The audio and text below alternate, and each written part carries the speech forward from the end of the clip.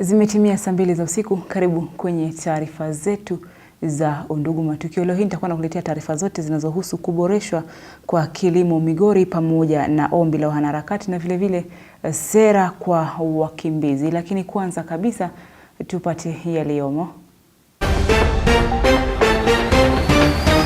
Rais Ruto asema wanaendelea kuweka misingi ya kuboresha hifadhi za wanyamapori. That's the reason why we took a deliberate decision as government, responding to the reality that most of our wildlife are in conservancies. It is the reason why we decided to spend public money to improve infrastructure in conservancies. Kalonzo asikitika kutokana na jinsi Wakenya wanavyokosa kupata matibabu bora. Imesemekana wazi hapa kuna shida kwa idara ya afya inaitwa SHIF, hatujui nini, yani wizi tupu. Wakenya watakiwa kuwa na subira serikali inapoendelea kuinua uchumi. Na nafikiri ile kamati ambayo inahusika na mambo ya hiyo finance bill wako wanatengeneza, wanarekebisha, and hivi karibuni tutapata a very good and affordable bill ambayo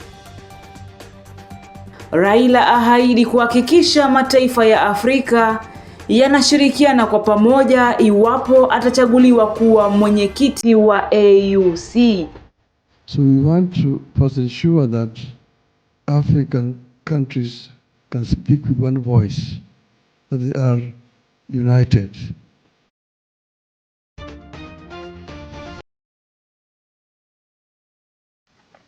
Jina langu ni Sebastian. Mariah Carol Nyambora upande wa pili. Facebook tupo mbashara kama Undugu TV Kenya. Longa nami 0782705705. Unatazama runinga ya Undugu ukiwa maeneo gani mwa Kenya? Karibu ni kujuze haya. Naanza na taarifa hii ya Rais William Ruto ambapo amefanya mazungumzo na Rais mteule wa Marekani Donald Trump kwa njia ya simu. Kulingana na taarifa aliyoitoa katika ukurasa wake wa Facebook, Rais Ruto amedokeza kuwa wamezungumzia masuala ya kibiashara, uwekezaji na usalama, akiongeza kuwa amemfahamisha kuhusu operesheni ya kiusalama inayoongozwa na Kenya katika taifa la Haiti. James Mwangi na kina cha taarifa ile. Katika juhudi za kuendeleza uhusiano wa taifa la Kenya na Marekani, Rais William Ruto amefanya mazungumzo na Rais mteule Donald Trump kuhusu masuala yanayotarajiwa kuleta maendeleo na kunufaisha mataifa yote mawili. Akizungumza na Rais mteule Donald Trump kwa njia ya simu, Rais Ruto alimpongeza kwa kuibuka mshindi katika uchaguzi wa hivi majuzi. America has given us an unprecedented and powerful mandate. We have taken back control of the Senate. Akisema kuwa wamezungumzia masuala kuhusu njia za kuimarisha ushirikiano wa taifa la Kenya na Marekani katika sekta mbalimbali ikiwemo biashara, uwekezaji na kuimarisha usalama.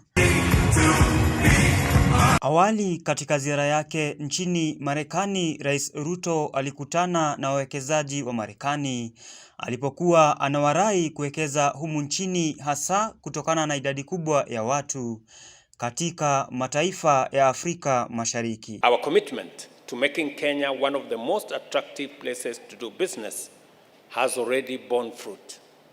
Kenya has been ranked the third most attractive place to do business in Africa by the World Bank, and we are continuing to build on this success story to do more, to attract more.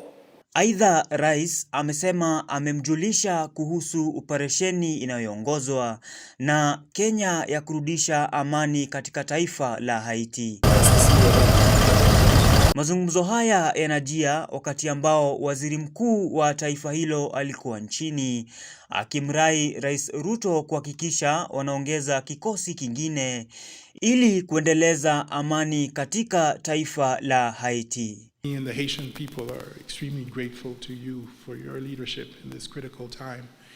I also want to, of course, extend and convey the gratitude of the Haitian people to the Kenyan people for their commitment, engagement, and sacrifice. James Mwangi, Undugu TV. Na Rais William Ruto amesema serikali imeweka jitihada za kuboresha hifadhi zote za wanyama, ikibainika kuwa asilimia kubwa ya wanyama pori wanaopatikana nchini ni wale walio kwenye hifadhi wala sio mbuga. Akizungumza alipoongoza hafla ya kuadhimisha miaka 20 tangu kuanzishwa kwa hifadhi hiyo, Rais Ruto amedokeza kuwa kugawanya ardhi hasa misitu katika vipande vidogo imekuwa tishio kubwa kwa wanyamapori. Kwa upande wake, Waziri wa Utalii Rebecca Miano akisema kufuatia juhudi za serikali kuboresha mbuga pamoja na hifadhi za wanyamapori, idadi ya watalii nchini imeongezeka. Isaac Musyoka na taarifa ile. Rais William Ruto ameongoza viongozi mbalimbali serikalini katika hafla ya kuadhimisha miaka 20 tangu kuanzishwa kwa hifadhi ya Olpejeta katika kaunti ya Laikipia. Katika hafla hiyo, rais amebaini kuwa serikali inaweka jitihada za kuboresha hifadhi zote za wanyamapori, kwani asilimia kubwa ya wanyamapori wanaopatikana nchini ni wale walio kwenye hifadhi wala sio mbuga. 70% of all our wildlife are not in our game reserves or in our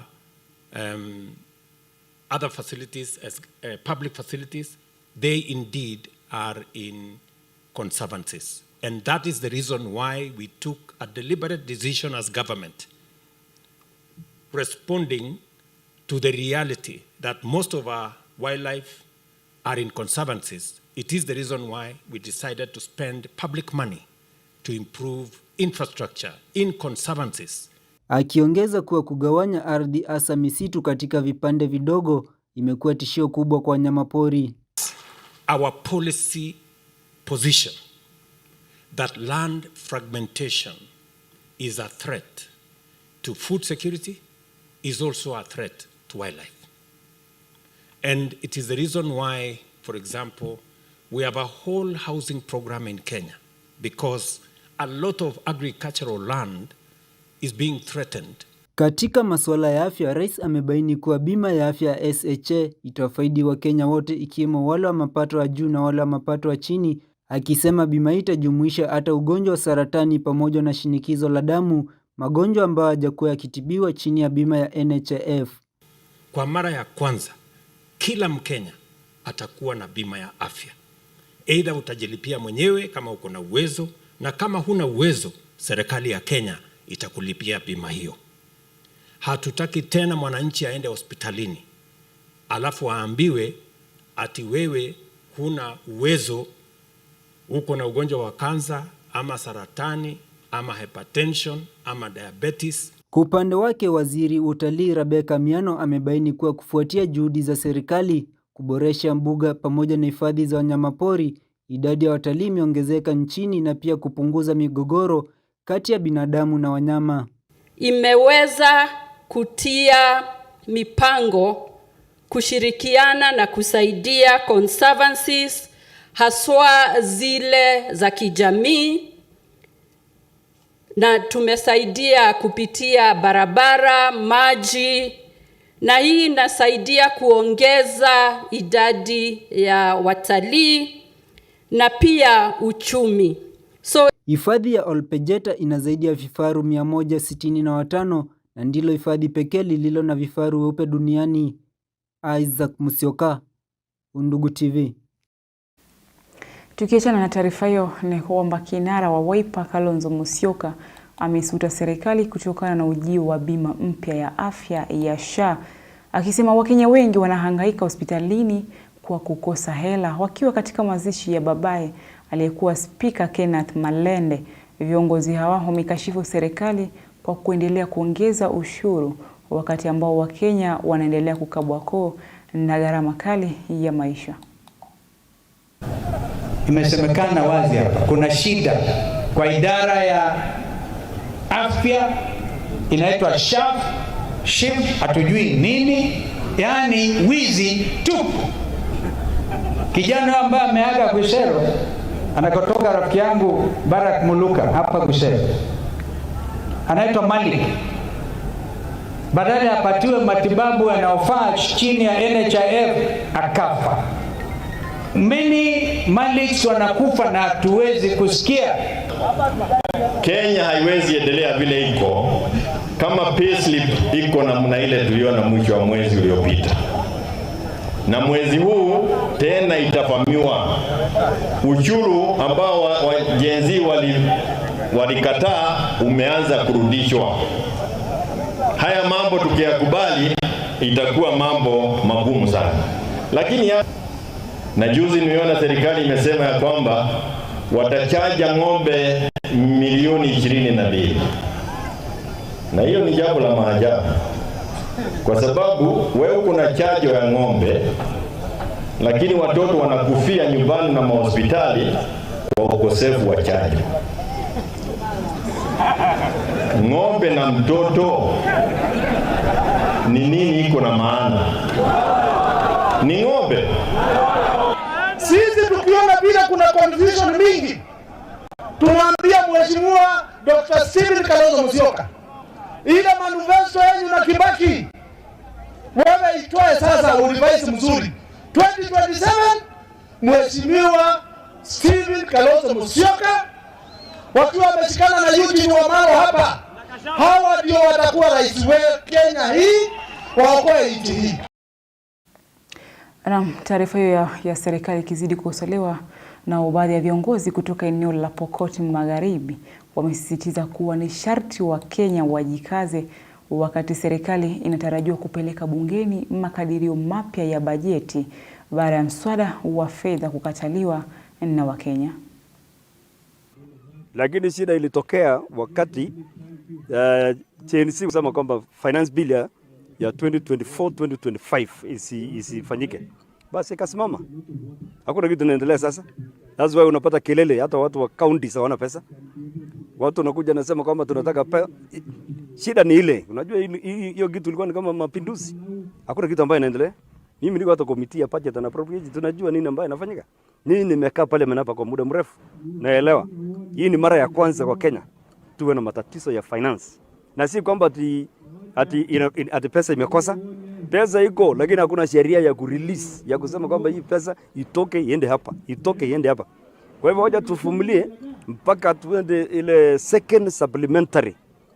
Ndio tunaweza sasa kuacha ile mchezo ambao tulifanya juzi, ndio inji iende kama kawaida. Unajua serikali huja na kwenda na inji bado itaendelea kuja, lakini sasa hii mambo ya kukatana katikati inaleta maibu. Hiyo ndio shida iko kubwa huko. Hata walimu tulikuwa tumesema tuandike wengi, hata maskari tulitaka 5000. Sasa hizi wataandika tu wachache kwa sababu ya nini, usalama wa nchi. Sasa hakuna pesa. Hata walimu the same. Waje tukubaliane kwamba shida kama iko tutaketi chini na kuona. Dikani kama hatujapata pesa. So ningeomba ya kwamba tuwe wale wa tuweke bidii wa kazi zetu na tuchunge pesa to the last dot. Ili mambo ya corruption isiweko and all that. Finance bill, na nafikiri ile kamati ambayo inahusika na mambo ya hiyo finance bill wako wanatengeneza, wanarekebisha, and hivi karibuni tutapata a very good and affordable bill ambayo itatusaidia kuendesha uchumi hii na mambo mengine katika nchi yetu. Japo nisome jumbe ambazo ziko kwenye meza yetu siku ya leo. Sami Kema anasema kutoka Nairobi pamoja anatazama runinga ya Undugu. Shadrack Ndambo anasema kwamba anatazama runinga ya Undugu akiwa maeneo ya Kwale County sehemu za Majoreni. Dakika ni 14, nichukue pumziko fupi, usiende mbali, tarudi na mengi zaidi.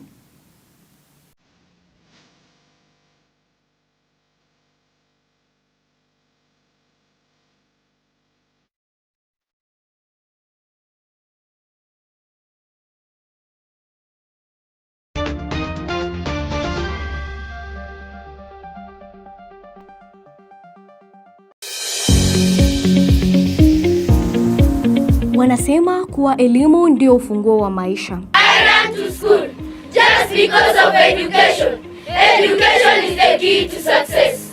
Kiu cha elimu kimewalazimu wadau kujitokeza kuimarisha sekta hiyo. Nataka nihakikishe ya kwamba kila mtoto wa Kenya anapata masomo. Masomo wapewe. Ni kwa nini? Tunataka kuinua maisha na tunataka kuempower especially the youth. Wawe empowered with skills. There will be no child who will lack school. Lakini je, hatma ya wataalamu hawa wanaofuzu ni ipi? We want to become innovative. We want to become creative. Ungana nasi kila siku ya Ijumaa katika Undugu Leo na Undugu Matukio. Ufahamu yote yanayohusu elimu humu nchini.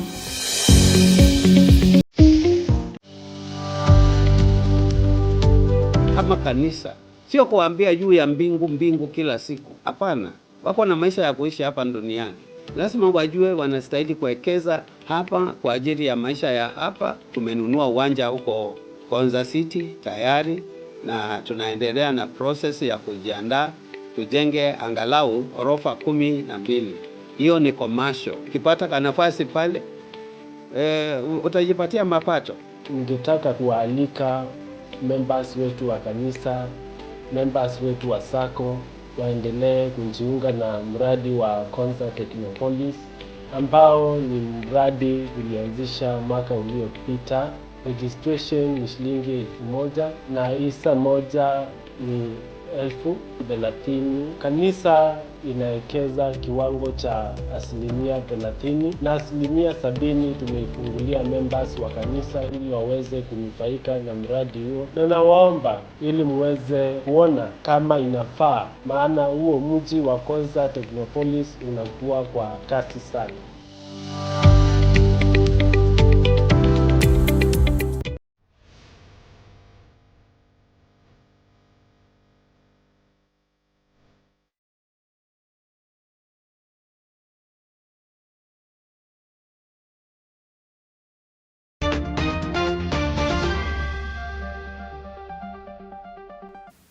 Baada ya pumziko fupi nimerejea tena. Sasa nikujuze taarifa tulizosalia nazo siku ya leo.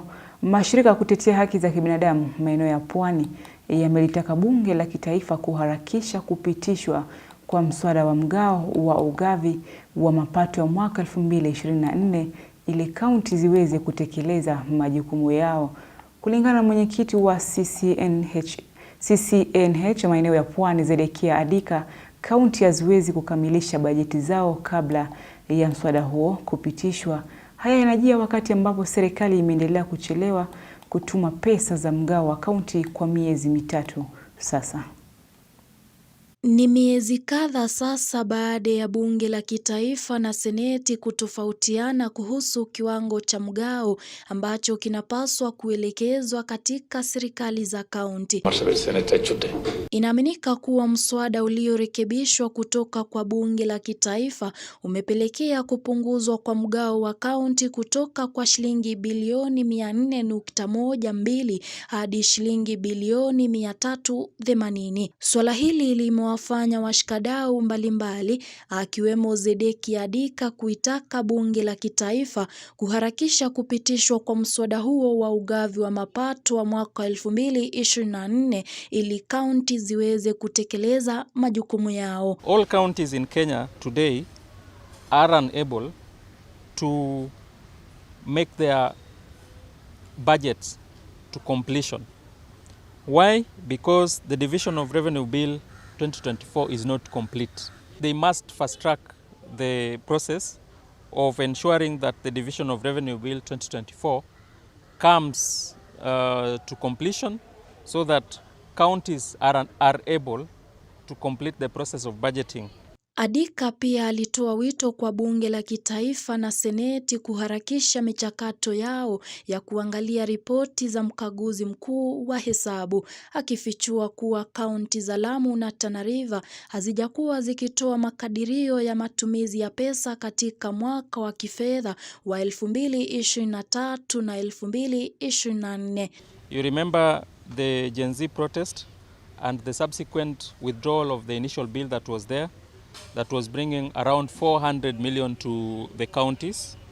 We ended up with a process where the National Assembly and the Senate were unable to agree on the contents of the Division of Revenue Bill.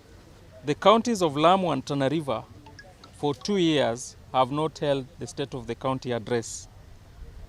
We wrote to them, they never responded. Usemi huu unajia wakati ambao gavana wa kaunti ya Mombasa Abdul Swamad Sharif Nassir amelalama kutokana na kucheleweshwa kwa mgao wa kaunti kutoka kwa serikali kuu kwa miezi mitatu sasa. Sasa hii tunaingia mwezi wa 3, serikali kuu haijatuma pesa katika kaunti ya Mombasa. Hata ikawa ni Kenya nzima, Mombasa tujigambe, leo madaktari wote wanalipwa mshahara on time. Mombasa tujigambe, wafagiaji wote wanalipwa on time. Mombasa tujigambe, wale ambao kwamba ni makontrakta walojenga zile barabara wanalipwa haki yao on time. Mombasa tujigambe, hizi fedha tunazitoa licha ya kuwa pesa hazijakuja kutoka kwa serikali kuu. Karo Christopher, Undugu TV. Kiongozi wa ODM ambaye pia ni mwaniaji wa wenyekiti wa Muungano wa Mataifa ya Afrika Raila Odinga amebaini kuwa ikiwa ataweza kupata wadhifa huo atahakikisha mataifa hayo yanazungumza kwa sauti moja, akibaini kuwa ni sharti yawe na umoja ili yaweze kusonga mbele kimaendeleo. Akizungumza mjini Addis Ababa katika taifa la Ethiopia, Odinga ametoa wito kwa mataifa ya Ulaya kushirikiana na mataifa ya bara Afrika ili kutengeneza mazingira mema ya kazi na kupunguza viwango vya umaskini, kwani kumeshuhudiwa baadhi ya visa vya Waafrika wakizama baharini Mediterranean wakijaribu kuhamia Ulaya kutafuta riziki. Countries. Unity is a prerequisite to development generally. So we want to first ensure that African countries can speak with one voice, that they are united. And this unity begins first at home. We try to work with the government of the African Union to ensure that there is harmony and peace within the countries. Peace areas where there is conflict, we want to ensure that these conflicts are brought to an end and that people can concentrate on the task of nation building in those countries. African youth, almost in every other month you hear, are drowning in the Mediterranean, trying to reach greener pastures in Europe. How do you stem that tide of immigration? These people are basically escaping poverty. That's why they are trying to go to Europe. That's the reason why we are telling Europeans to work with us, rather than working against us, to work with us so that we can be able to create an enabling environment where these youths will not have a need to leave Africa to go to Europe. We want to reverse this trend. This is a major challenge to us as Africans here.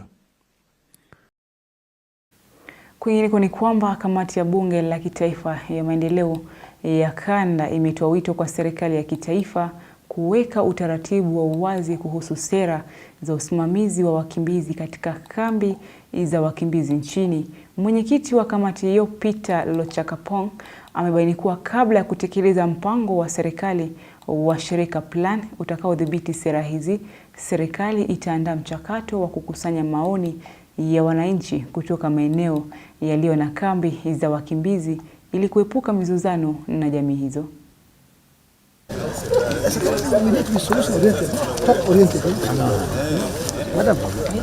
From the Department for Refugee Services, we don't have a comprehensive refugee management policy in this country. That is why we have some of these challenges that we are seeing. There is a government initiative called Shirika Plan, and from the stakeholders, from the communities hosting refugees, They are saying that this Shirika plan should not be undertaken without adequate or enough public awareness and public participation. You have also heard from the governor himself. So it is the same in Kakuma, it is the same in Dadaab. That as representatives of the people, as members of parliament, we hear the people. And from that, we want to say that we will come up with a report that will have everybody's concerns. And going forward, therefore, we will want that everybody's concerns will be taken into account so that the government is not seen to push anything for the people. We must all agree on a way forward. And we're here on behalf of the National Assembly. We also represent the government and as well as representing the people. So we want the government and the people to speak together and agree on a way out. What we're saying is that it will make a lot of sense to address and deal with the many concerns of the host communities before those major or critical, important initiatives can be implemented.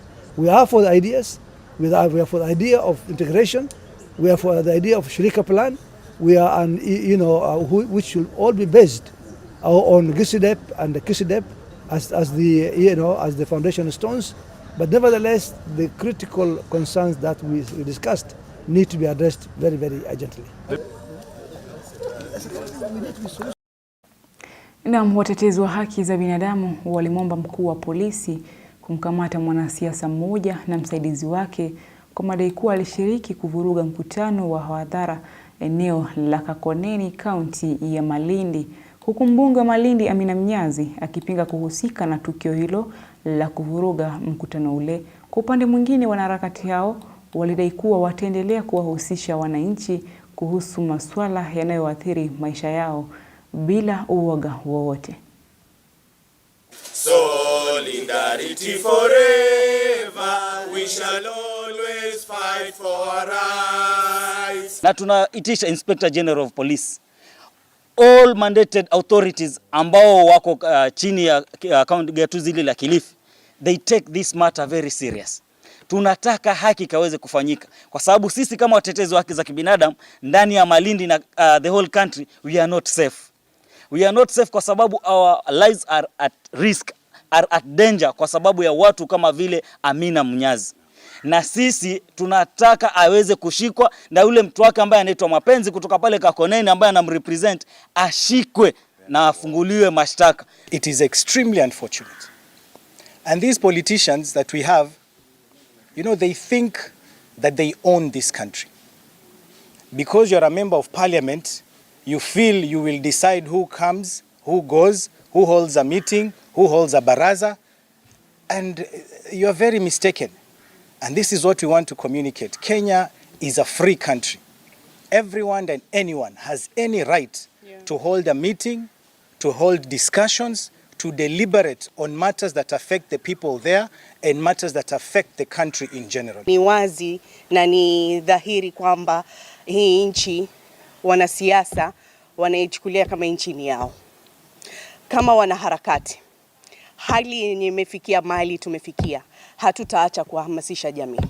Hatutaacha kuinject, hatutaacha kuexpose vitu wenye hawavifanyi katika jamii. Sisi ni kuwaelimisha jamii. Sisi ni wakuwafungua jamii macho kwa leaders ama viongozi wanaowachagua.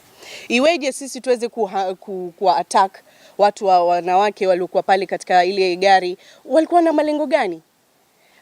Hatutanyamaza, na wakati kama huu na karne hii iliyofikia hapa, hii nchi si nchi ya watu tena kutishiwa maisha. Kutoka kaunti ya Malindi sasa moja kwa moja hadi kaunti ya Migori, ambapo wakulima katika kaunti hiyo ya Migori wamehimizwa kukumbatia mbinu za kisasa za kilimo ili kuongeza uzalishaji wa chakula nchini. Kulingana na mkuu wa utumishi wa umma Felix Koskei, serikali ya kitaifa imeweka mikakati kabambe ili kuwawezesha wakulima kuboresha mbinu zao za kilimo na kuimarisha soko la mazao yao. Kwa upande wake, gavana wa kaunti ya Migori Ochilo Ayako akiwahimiza vijana kutumia rasilimali zilizo karibu nao kama ardhi na maji ya mito ili kukuza kilimo eneo hilo. All right. And as we are setting county with food surplus, You didn't have any jahapa. There was no hunger here because you balance off. The people of Lower Kuja, Nyatika area are fishermen. And I don't know fisher ladies, if at all there is a term like that. The other side, they are sugarcane farmers. Long time ago, there was cotton around here. And it was balanced off so well that the entire county was graded as a county that is food surplus. I want you to work very hard because you are endowed, you still have land.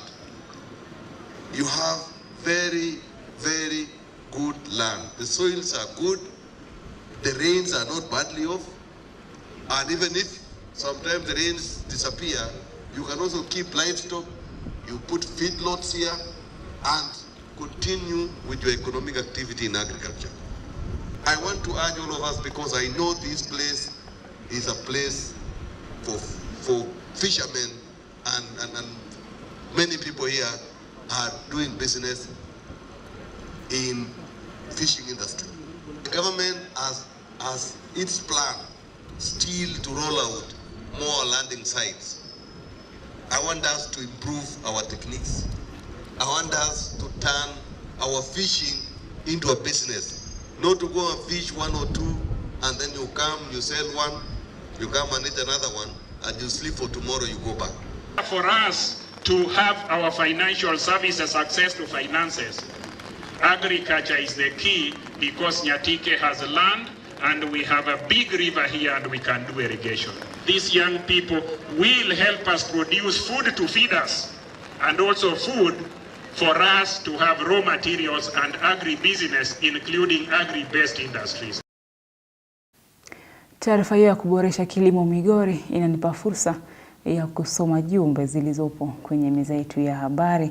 Deborah Mbinya anasema kwamba pamoja akiwa hapa Eastern Kenya Integrated College Mitaboni anatazama runinga ya Undugu. Deborah Mbinya vile vile akasema kwamba Sebastian Mariah pamoja mpaka tamati. Samikiema naye anasema kwamba anatazama akiwa maeneo ya kule Nairobi. Nimekuwa kwa Sebastian Mariah, asante kutazama runinga ya Undugu na kutakia usiku mwema. Kwaheri.